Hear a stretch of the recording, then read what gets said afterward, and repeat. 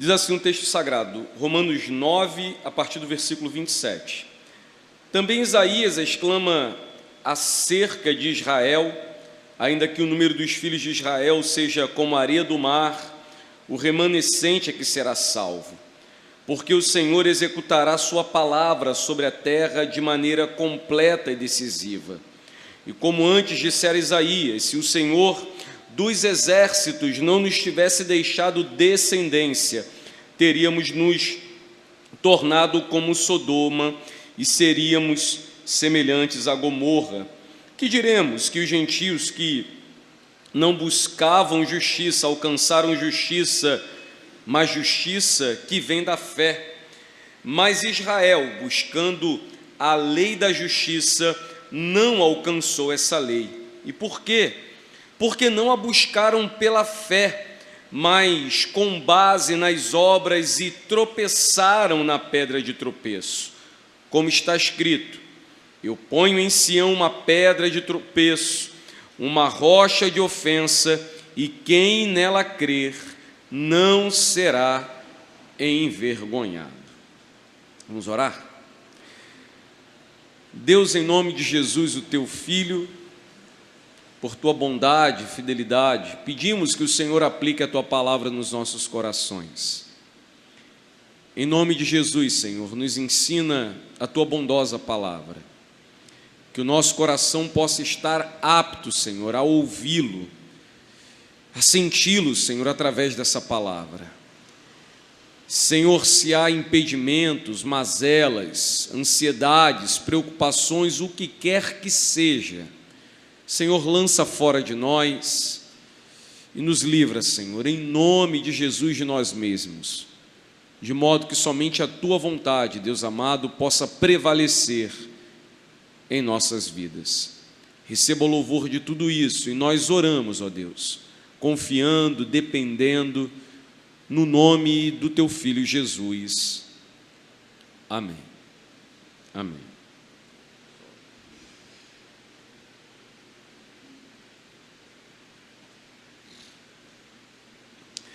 Hoje queremos concluir o capítulo 9, a carta de Paulo aos Romanos, e iniciamos então a partir do versículo de número 27.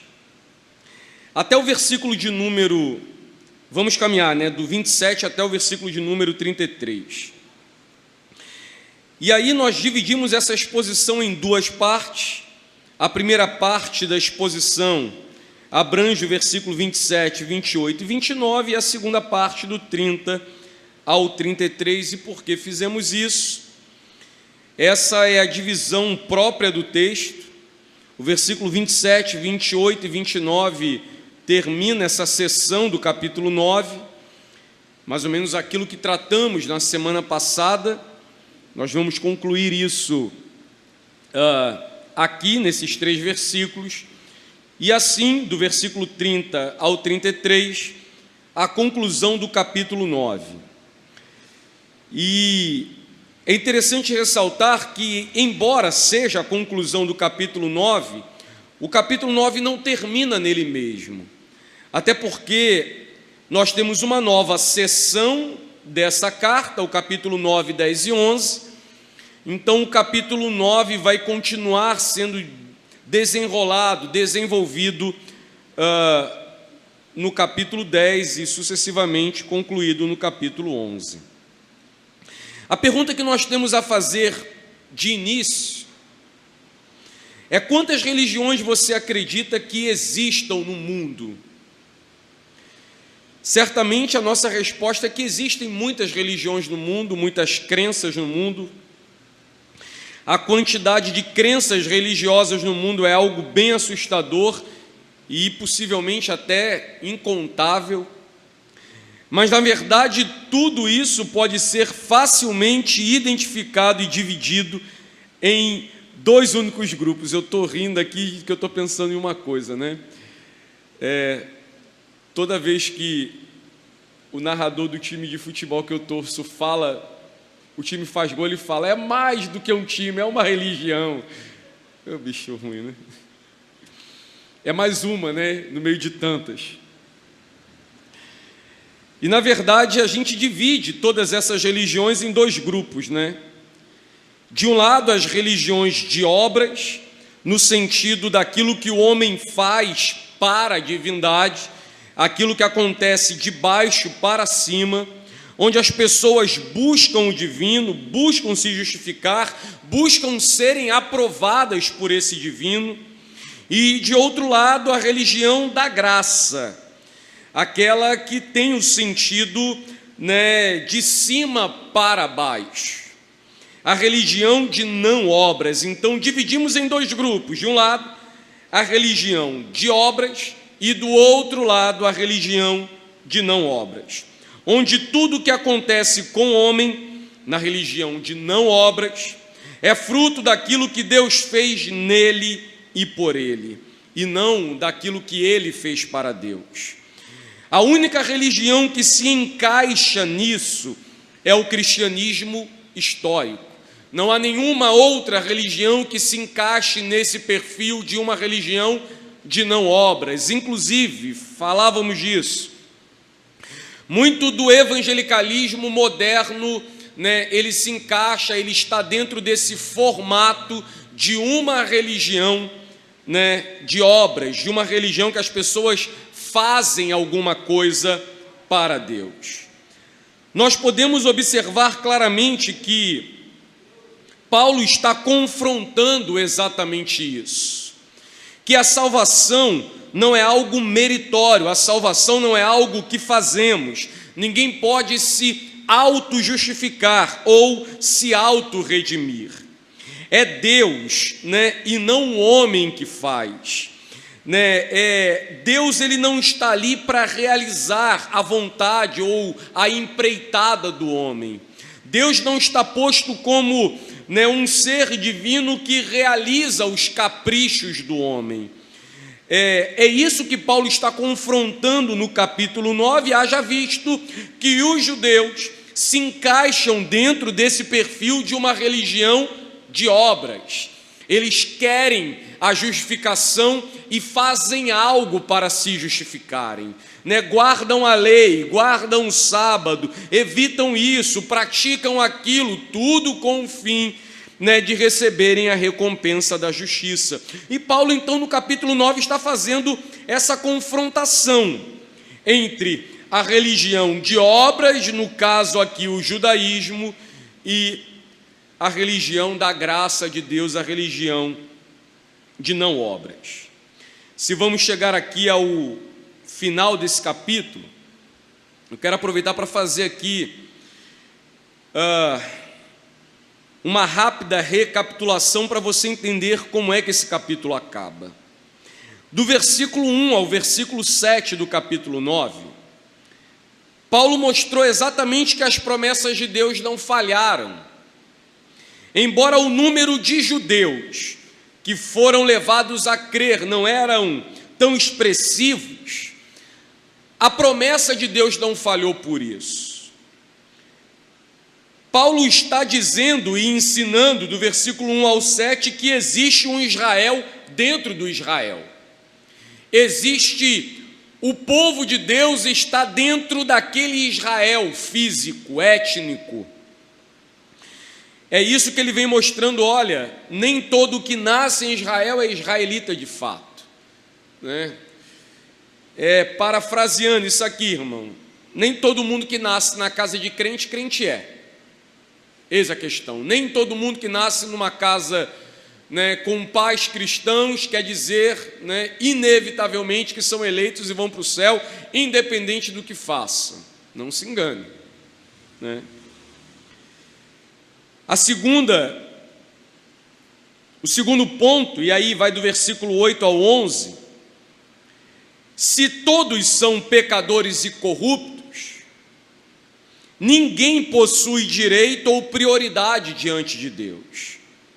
Sendo assim, Deus ama quem Ele quer amar e Ele rejeita quem Ele quer rejeitar. E o texto nos traz, por exemplo, o exemplo de Jacó e Esaú, né? Aonde, bem antes deles terem feito algo para receberem de Deus alguma coisa, Deus já havia dito que estava rejeitando o mais jovem, ou o mais velho e amando o mais jovem, rejeitando Esaú e amando Jacó. E isso para que ele mostrasse o seu poder, a sua justiça, a eleição dele. Do versículo 12 ao 14, e isso precisa ficar claro, do 12 ao 17, tudo que Deus faz, Ele não faz por obra de quem quer que seja. O que Deus realiza, não realiza pela vontade de quem quer ocorre. É isso que o versículo 16 nos ensina. O que Ele faz por sua livre vontade. Ele faz por sua misericórdia. Sendo assim, a salvação, a justificação, não depende de quem quer ocorre, depende de Deus exercer assim a sua misericórdia. Do 18 ao 21, no quarto ponto, ninguém tem o direito de questionar o que Deus faz. O profeta Isaías nos ensina que aqueles que fazem isso, que questionam a ação do oleiro, são perversos e petulantes.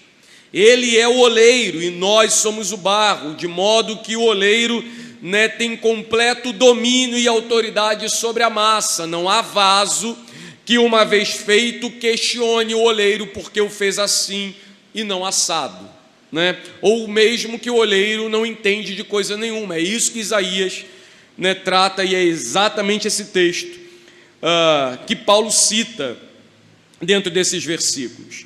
Ninguém tem autoridade ou direito de questionar a Deus, e quem o faz isso está incorrendo em perversão e petulância. O quinto ponto, do versículo 22 ao 24, nos mostra que Deus foi longânimo, paciente com os vasos de ira. Ele não deu aos vasos de ira imediatamente o que eles mereciam. Deus foi paciente e foi misericordioso com os vasos preparados para o seu louvor. E por fim, do versículo 25 ao 26, o Senhor nos ensina que uns foram levados a rejeitar para que outros fossem levados a amar. Uns rejeitaram para que outros pudessem amá-lo. O não meu povo agora é povo. A não amada agora é amada. Aquele que vivia distante, e no caminho contrário, agora foi justificado e caminha em direção a Deus. Para entrarmos então aqui no versículo 27, tudo isso que Paulo vem falando, especialmente o que nós vamos encerrar hoje no capítulo 9, tudo que Paulo conclui, tudo que Paulo fala, é fruto de uma longa observação que ele mesmo realizou. Eu coloquei aqui de lado como comentário, Paulo é um homem que sabe ler a realidade. Paulo é um homem que sabe ler os fatos.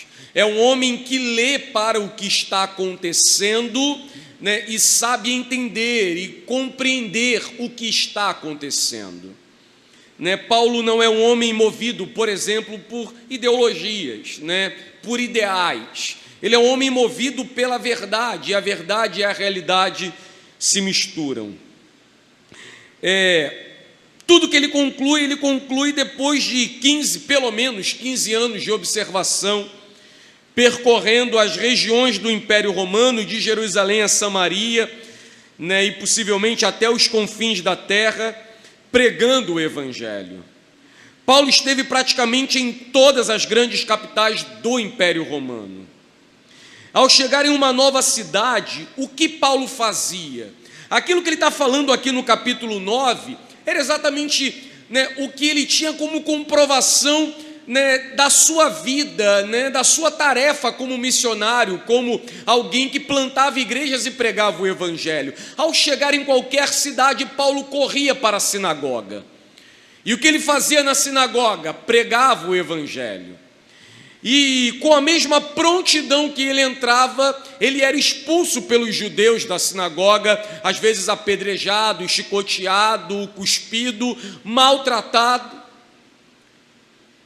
e levado aos gentios pela ocasião, os de fora, os excluídos, os pagãos, automaticamente recebiam Paulo, recebiam a mensagem do Evangelho e passavam a crer nessa palavra. Com a mesma prontidão que ele entrava na sinagoga, ele era tirado dela. Saindo, havia uma disposição no povo de fora para receber essa mensagem. Isso não é, e tudo isso que Paulo conclui, não é uma mera invenção da sua cabeça. Paulo não está baseando simplesmente na sua própria experiência, embora a sua experiência comprove isso. E o que a sua experiência comprova? Comprova que os profetas haviam profetizado outrora. Comprova aquilo que Isaías havia profetizado, Amós havia profetizado, Oséias havia profetizado. O próprio Jonas se deparou com isso. Então, as conclusões que Paulo tira, ele tira não baseado em si mesmo, embora as suas experiências comprovem aquilo que os profetas haviam anunciado, que Israel haveria de tropeçar na pedra que foi posta diante de Israel, Cristo o Senhor. E, consequentemente, um povo se achegaria a Deus, como ele já citou aqui, o profeta Oséias. Uma última importante observação é que Paulo está trazendo uma grave denúncia contra os judeus. Ele apresenta que os judeus falharam na sua tarefa, na sua vocação. Isso vai ficar mais claro no capítulo 10 e 11. Como foi que eles falharam? Israel foi chamado como luz para o mundo.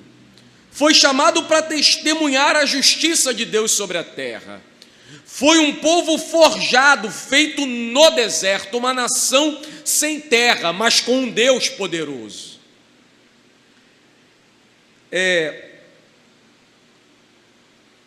O filósofo que eu estudo, ele fala que Israel é um povo sem igual, enquanto que todos os povos do mundo tentavam ordenar o cosmos a partir de si, falavam do que está fora a partir de si. Israel se ordenava a partir do transcendente. Enquanto todas as outras nações do mundo criavam deuses à sua própria imagem, como foram os egípcios, os babilônicos, como foram os maias, como foram tantos povos antigos pela face da terra, Israel se orientava pelo transcendente, se orientava por Deus, era um povo distinto de todos os povos que o mundo já viu. Ele está certo nisso. E que quando esse povo se distanciava de Deus, ele caía do ser. Tanto é que ele entende que só existe dois caminhos para que o homem seja salvo. Um caminho é o cristianismo e o outro caminho é a filosofia. Mas para ele, filosofia é o mesmo caminho que leva a Deus. Por quê? Se filosofia é amor à sabedoria, a verdadeira sabedoria é Deus. De modo que a verdadeira filosofia é amor ao Deus verdadeiro. É o que Agostinho acreditava, pregava, falava. Assim sendo, só existe um caminho de volta para o homem, que é Cristo ressurreto. É fácil falar isso, mas às vezes é difícil escrever e pensar nisso tudo. Ele já evidenciou, por exemplo, isso. E Paulo está denunciando que Israel falhou exatamente nisso, em testemunhar a justiça de Deus ao mundo, de testemunhar os feitos do Senhor no mundo.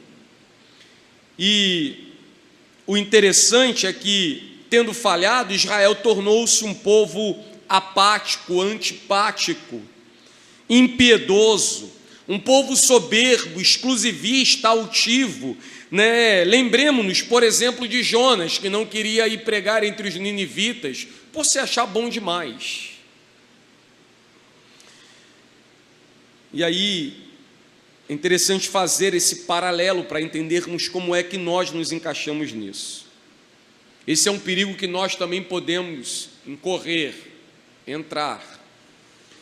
O perigo de nos acharmos bons demais e não querermos de maneira alguma nos misturar com o mundo, né? Eu sou puro demais, eu não quero nenhum tipo de envolvimento, né? Eu não quero nenhum tipo de ligação, eu não quero nenhuma amizade, um completo afastamento. Eu vou para uma vida, sei lá, monástica, vou me isolar de tudo e de todo mundo, né? Olha, isso é de Deus e todo o restante é do diabo.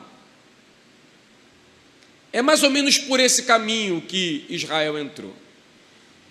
Mas claro que há o outro perigo, e no meu entendimento esse é o que normalmente é o caminho que normalmente nós mais entramos, que é se misturar tanto com o mundo, que a mensagem se torna completamente irrelevante. Há o perigo de nos afastar completamente, de modo a não pregar, como por exemplo Jonas. Não, isso é pecador, deixa para lá. E o problema de mergulharmos tanto no mundo, né? Gostarmos tanto daquilo que há no mundo, que a mensagem se torna completamente irrelevante dado o nosso péssimo testemunho nesse mundo.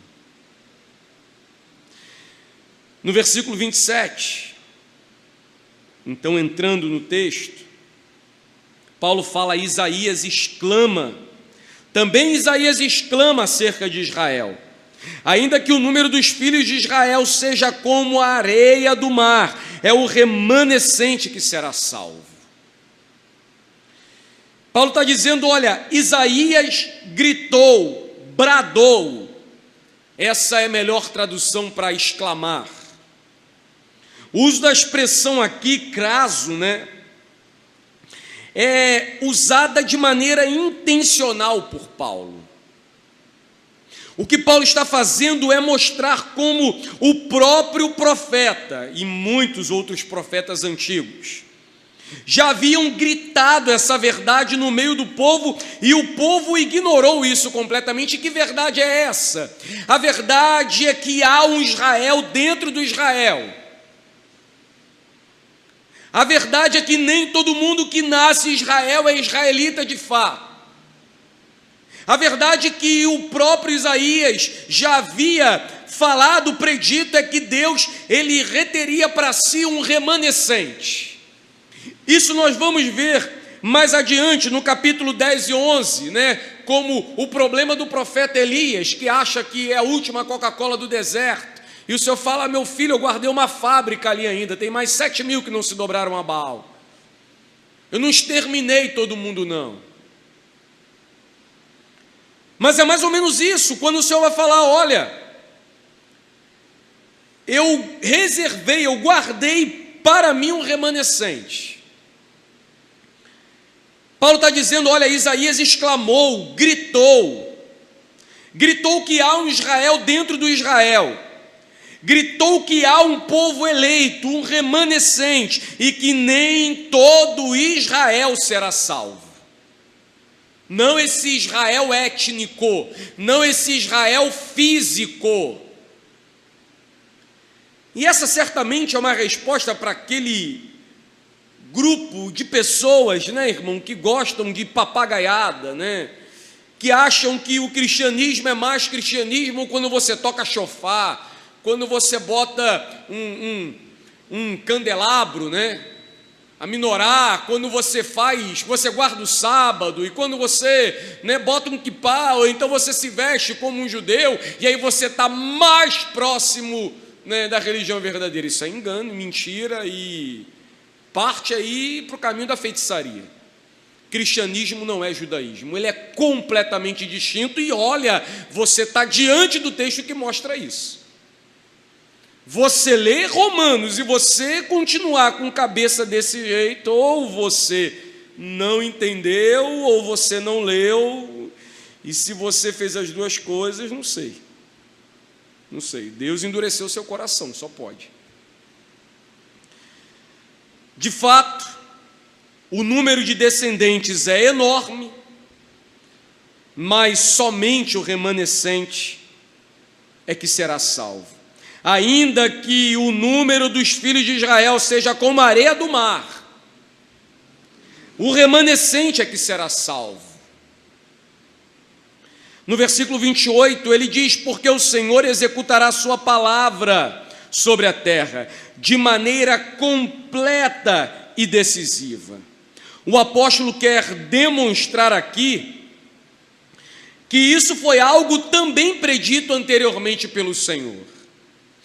Que Paulo não está trazendo em Romanos uma novidade, Paulo não está inventando moda, ele não está trazendo algo novo. Deus já havia usado diversos outros profetas para anunciar isso que Paulo está denunciando. E que as palavras do Senhor estavam se cumprindo.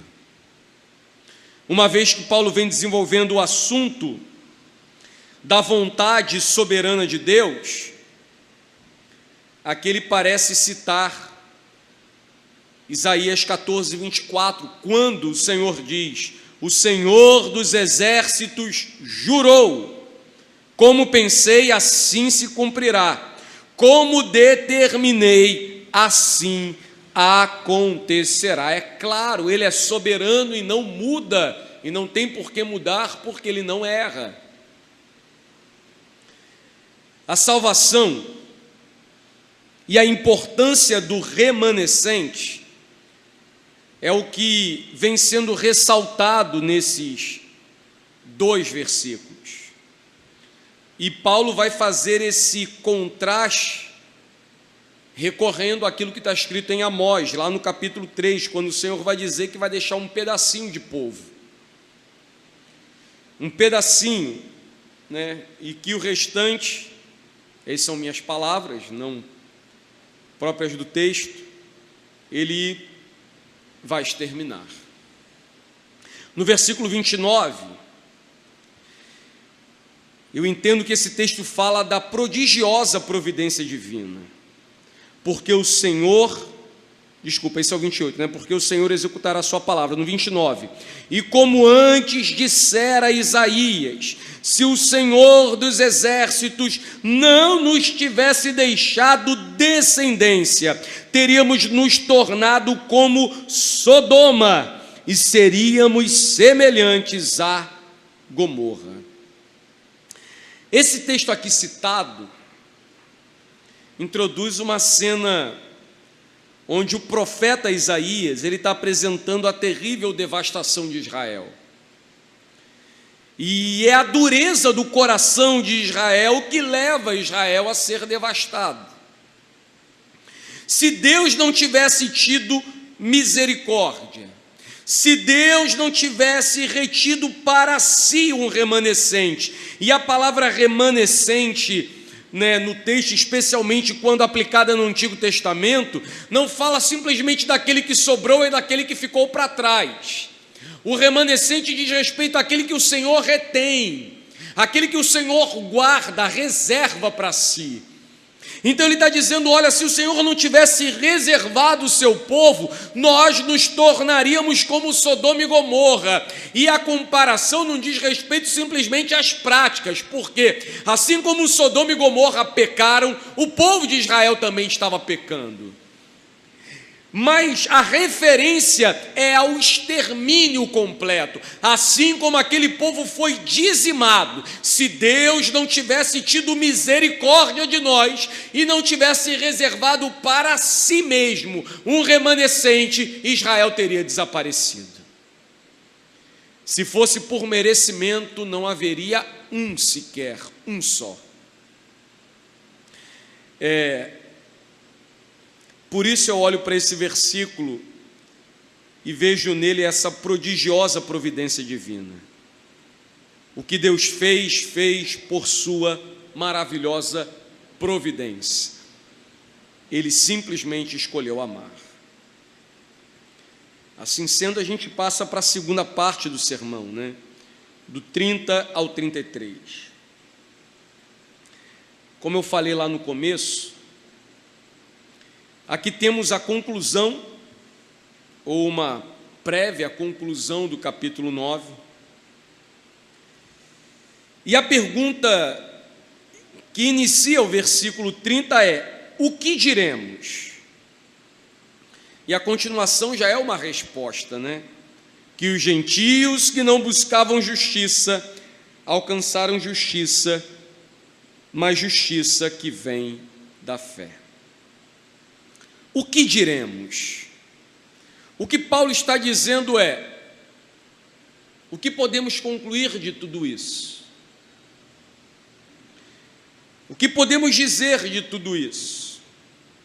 Temos algo a dizer? Temos sim. A incredulidade e a rejeição do Israel étnico, do Israel segundo a carne, não invalidou em hipótese alguma a aliança divina. A promessa que Deus havia feito a Abraão foi uma promessa, né, essa promessa da eleição é uma promessa que se concretizou nos filhos espirituais, ou a partir do filho espiritual. Não era uma promessa para todos segundo a carne, mas para aqueles que tinham a fé de Abraão, a fé que Deus gera, né?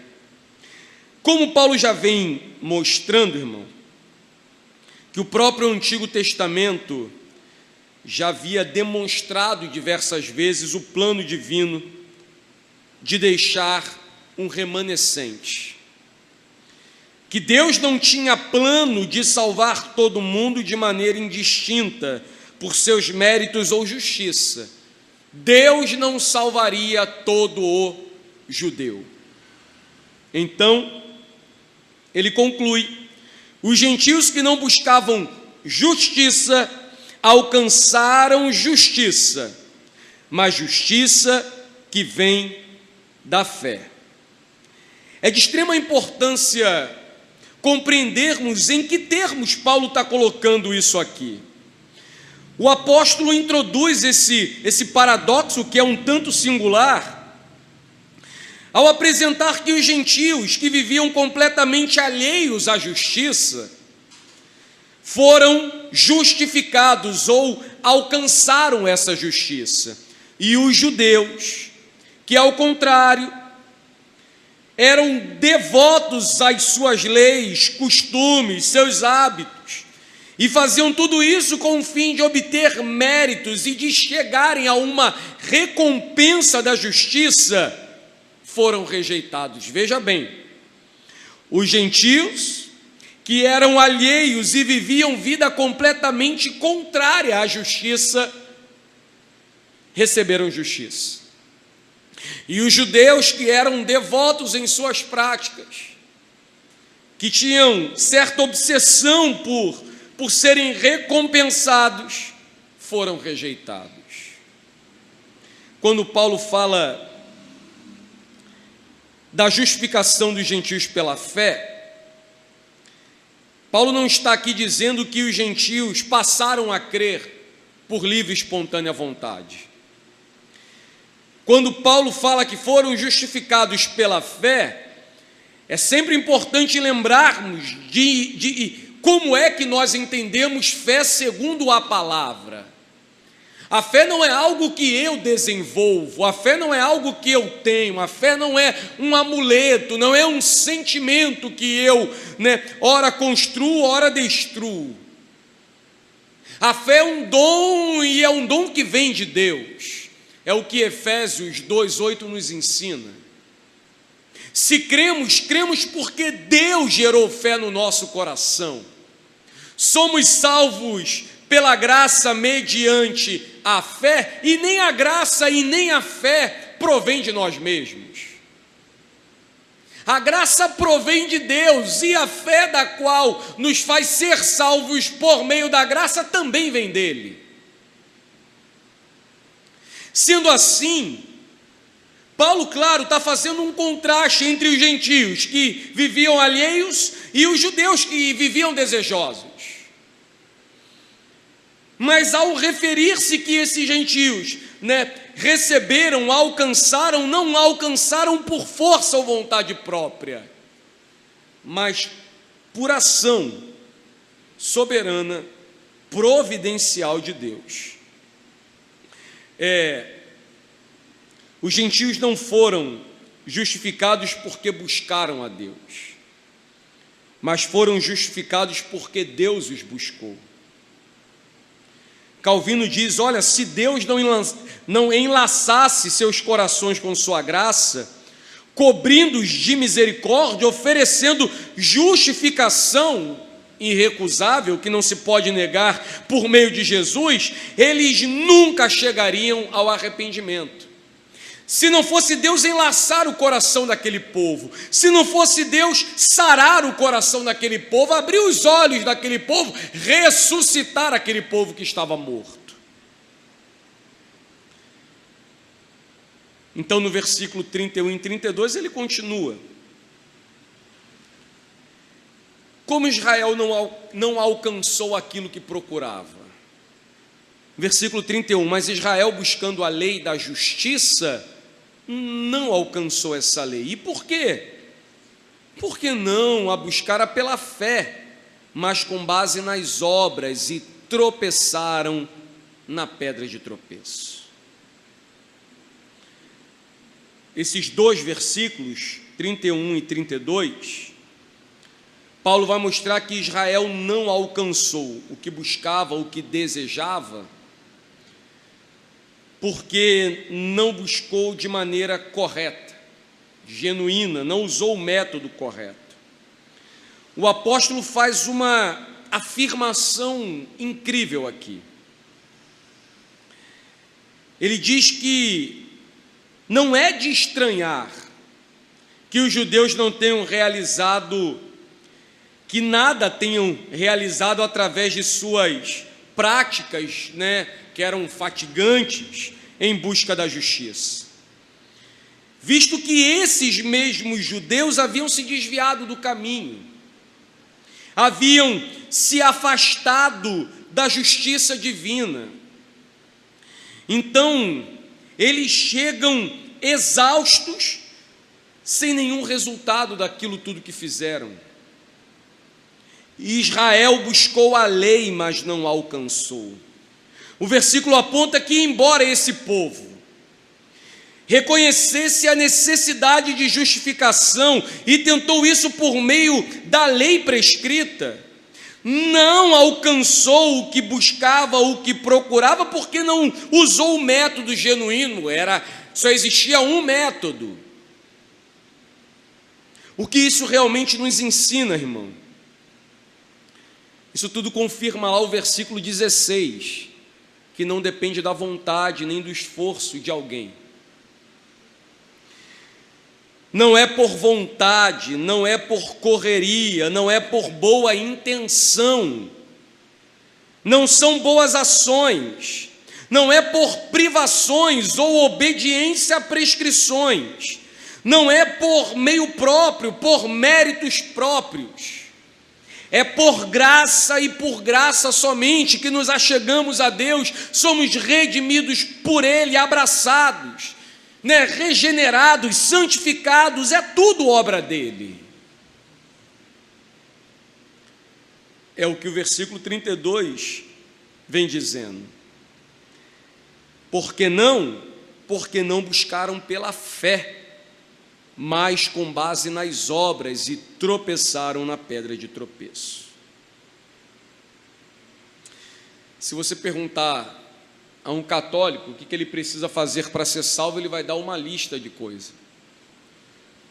Eu contei essa analogia hoje pela manhã e já contei diversas vezes aqui. A gente estava em um GC, quando chega lá uma pessoa falando que bastava ela cumprir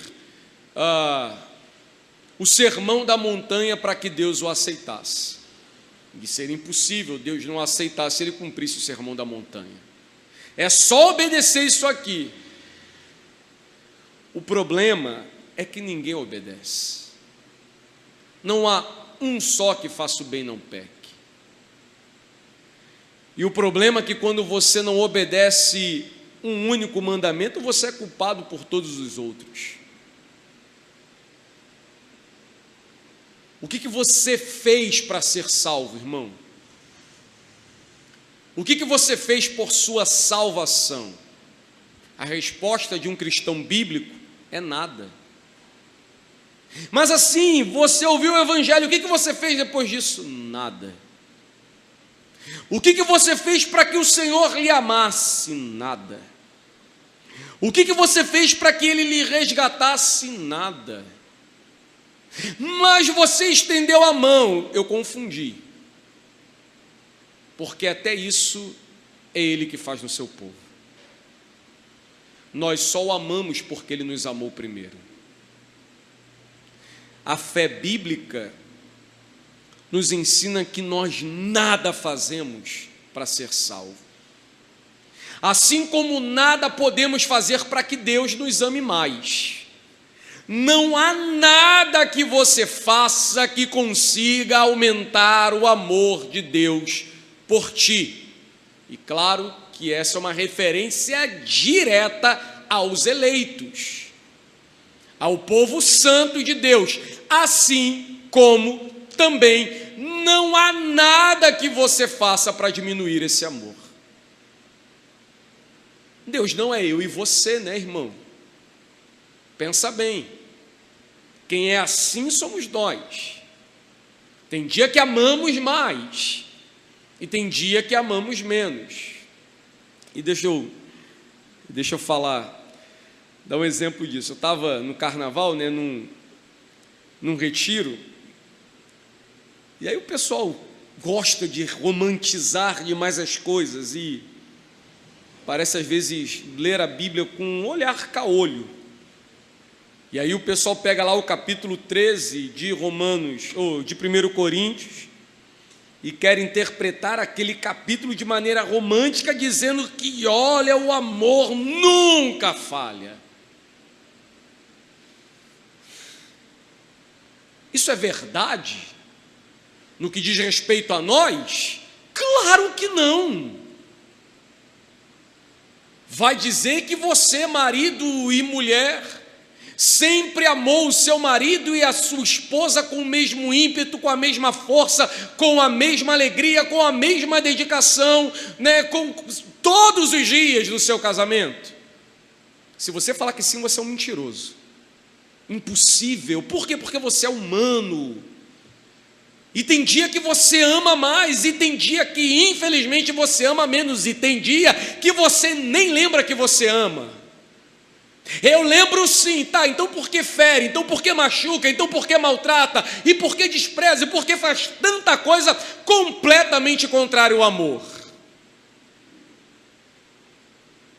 Você não é Deus, você depende dele.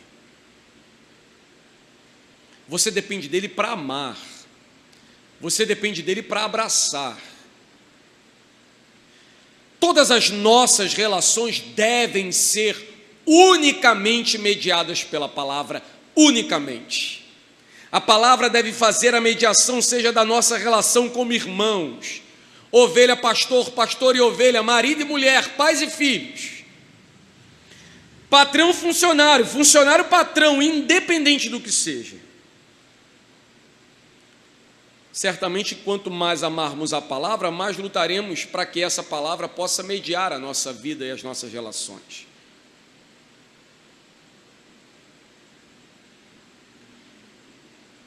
A realidade é que Deus é diferente de nós. Ele sim ama. E isso para Ele é tudo. Não há oscilação, não há variação. Não há humor que altere isso. Ele é o que Ele é e não muda. Irmão, tu já pensou nisso? Não dá nem para pensar num negócio desse. É alto demais assim para a gente conseguir imaginar isso. A não variação de humor. Imagine, irmão. A gente não sabe o que é isso. A gente não sabe o que é não variação em um sentimento. O que é não variação em relação. Deus não tem variação, não tem sombra de mudança. Ele é o que Ele é plenamente. Assim, ele amou os seus eleitos, e pelos seus eleitos, e somente pelos eleitos, ele entregou Jesus para verter o sangue na cruz. Sim, o sangue de Jesus é poder para salvar os eleitos, e também será o peso que pesará os reprovados. É salvação para os que creem e por esse sangue foram lavados e redimidos. E também estará lá para condenar os que não creem. De maneira que Ele nos ama por meio de Jesus. Jesus é aquele que faz a total e completa mediação desse amor. Ele nos ama por meio de Jesus, Ele nos salva por meio de Jesus, Ele nos santifica por meio de Jesus, Ele nos regenerou por meio de Jesus, Ele nos lavou por meio de Jesus, nós fomos criados por meio de Jesus, glorificados por meio de Jesus. Jesus é maravilhoso, né? Deus homem. Sendo assim, irmãos, isso não nos é tão estranho, né? Ainda há muitos de nós que acreditam que podem realizar ações e fazer Deus amar mais ou menos, por exemplo, por seus próprios feitos, e depositam confiança em sua própria piedade e obediência, e acreditam que fazendo isso consigam justificar a si mesmos, por meio de práticas, né, que acreditam eles produzir mais amor de Deus por eles. Quem vive assim, quem faz isso, tropeça na pedra de tropeço. Parafraseando, tropeçam na pedra posta para que tropeçassem. Essa pedra é Cristo, é isso que o versículo 32 fala. Porque não buscaram pela fé, mas com base nas obras. Sendo assim, com base nas obras, tropeçaram na pedra de tropeço. Sendo assim, toda religião de obras, ela tropeçará na pedra de tropeço.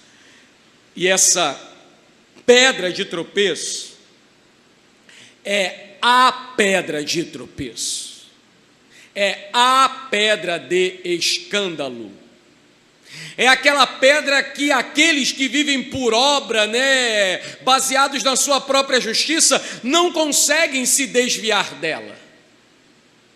Eu vou levantar aqui o pé para não topar. Você vai topar. Eu vou desviar aqui os olhos para não me escandalizar. Você vai se escandalizar, porque ela foi posta com esse fim, ela foi posta com esse propósito. Nada absolutamente é tão absurdo quanto a ideia de alguém se esforçar por destruir a justiça a fim de obtê-la. No caso, é negar Cristo, que é a justiça, a fim de obter justiça. Era o que os judeus estavam fazendo.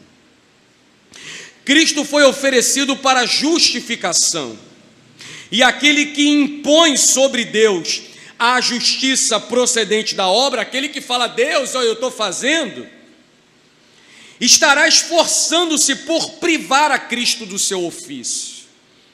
Isso se mostra toda vez que os homens põem confiança nas suas próprias obras, nos seus próprios feitos, sob o fútil pretexto, o fútil pretexto de serem eles zelosos pela justiça.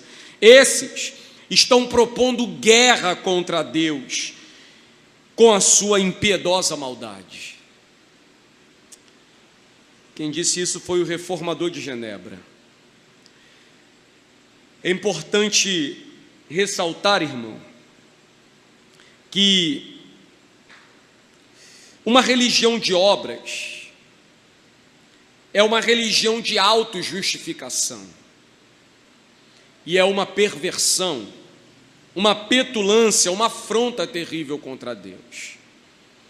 As pessoas às vezes acham que basta você colocar, mudar uma doutrina para que uma crença passe a ser uma crença verdadeira. O que se precisa fazer, por exemplo, dentro do catolicismo? Tira as imagens de escultura.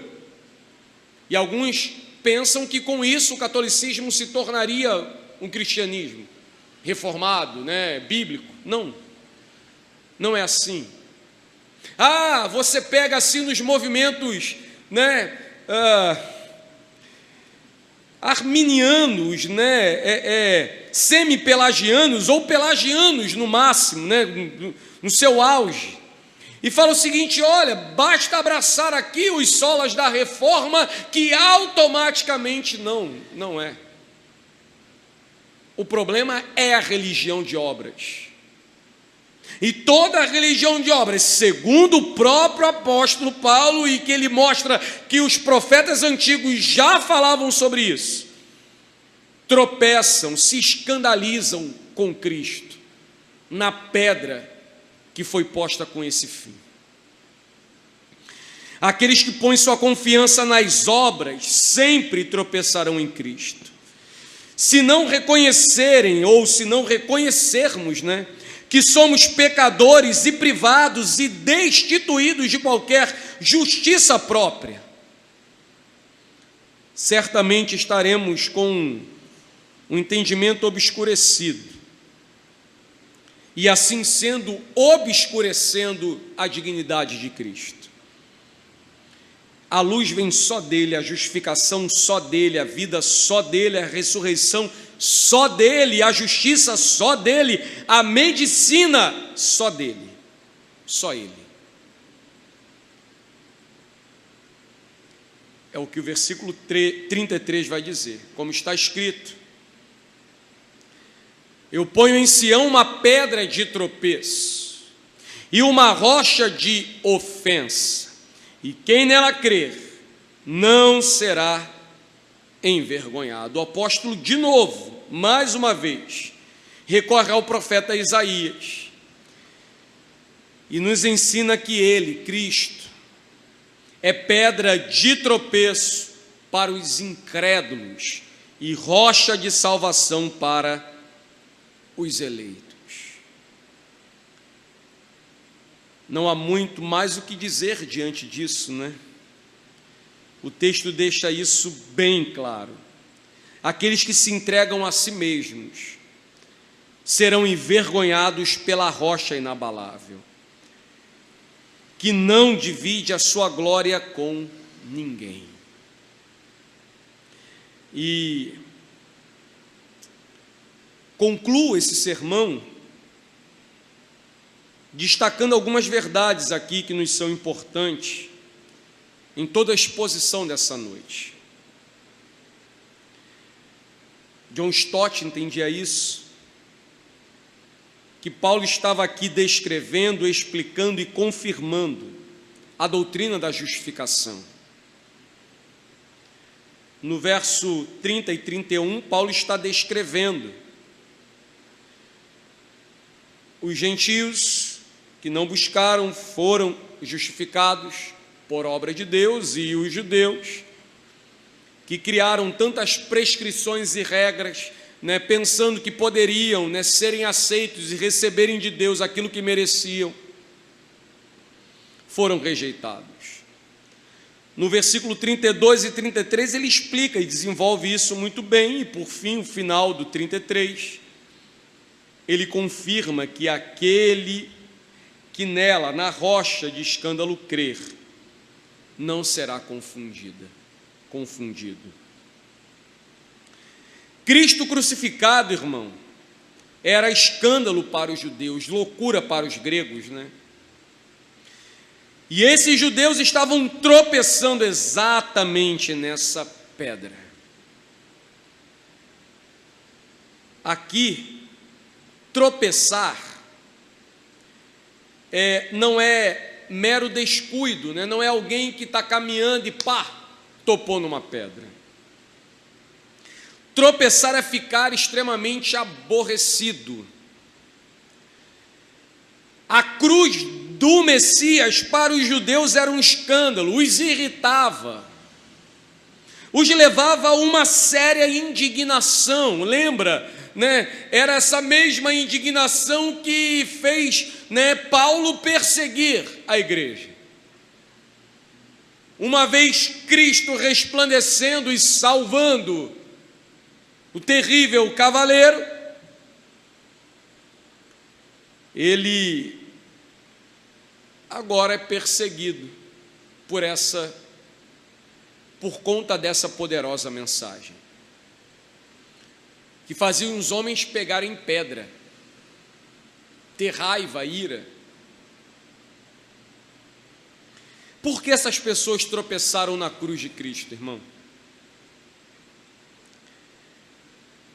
A cruz de Cristo corrói os alicerces da nossa justiça própria.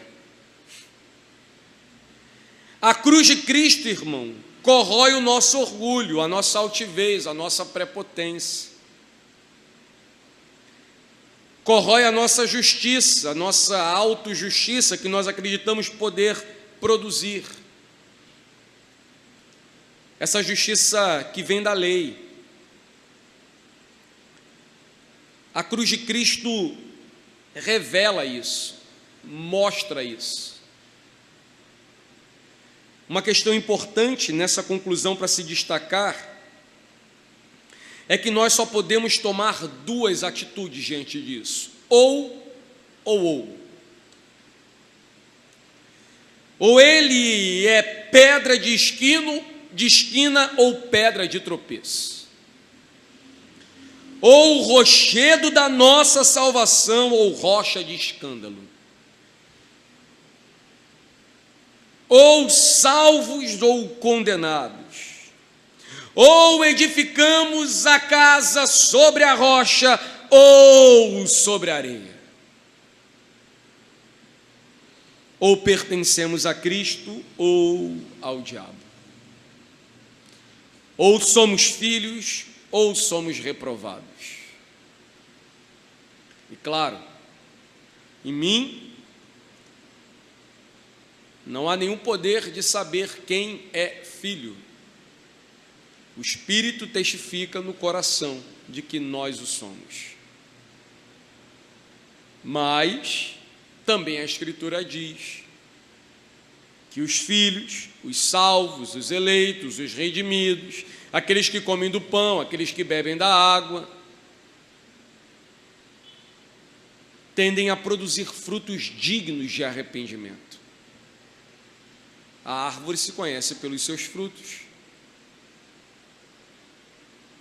Israel fracassou exatamente em reconhecer Cristo como Salvador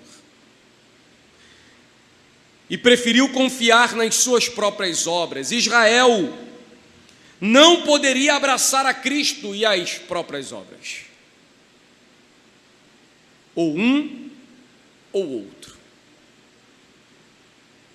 Ou nos encontramos com Cristo, firmando nele nossas vidas, entregando a ele totalmente nossas vontades, ou tropeçamos e caímos esfolados ladeira abaixo. Não há um terceiro caminho. Ou descansamos à sombra do Onipotente, ou ardemos atormentados pelo terror do meio-dia. É isso. Que Cristo Jesus desperte o seu povo eleito a confiar nele, a descansar nele, a entregar o seu coração a ele somente, a depender dele, esperar nele, a fim de glorificá-lo para sempre. Vamos orar? Curva sua cabeça. Deus, em nome de Jesus, por sua bondade e fidelidade, recebemos a tua maravilhosa palavra, Pai, que nos confronta prontamente, Senhor, se há coisas em nós, no nosso coração, no nosso entendimento, que é completamente contrária à tua mensagem, a essa verdade, perdoa-nos. Se porventura em algum momento da nossa vida nós começamos a edificar, Deus, sobre a justiça própria, pensando, achando que com a nossa própria força e vontade conseguiríamos lhe atrair para nós, perdoa-nos. Desperta-nos, Senhor, em direção à tua vontade, à tua palavra. Sara o nosso coração e nos liberta de nós mesmos, de toda essa falsa piedade, moralidade, justiça. Nos faz confiar em ti, Deus. E nos faz, Deus Santo, em nome do teu Filho Jesus, nos parecer contigo. É isso, Deus. Confiamos e dependemos da tua poderosa palavra, da tua poderosa vontade. Faz tudo isso sobre nós, agindo em nós, Deus Santo, através do teu Espírito Santo. E que esses frutos e que essa vida possa ser vista a cada dia, a cada hora, para o louvor do teu nome, em nome de Jesus. Amém.